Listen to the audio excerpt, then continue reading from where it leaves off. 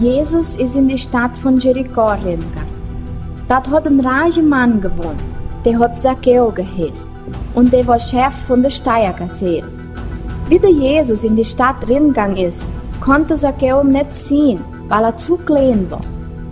Da ist der Zacchäus bis an einen Baum gesprungen und ist auf den Baum gekrabbelt. Da ist der Jesus aber dicht an den Baum hingegangen und hat gesagt: Zacchäus, krabbel von dem Baum runter, weil ich muss heute in dein Haus bleiben. Zacchäus ist überfroh damit. Da haben die Leute, die das gesehen haben, und ich sich gesprochen, dass der Zacchäus so viel Sünde hat und wieso, dass der Jesus in dem sein Haus bleiben wird.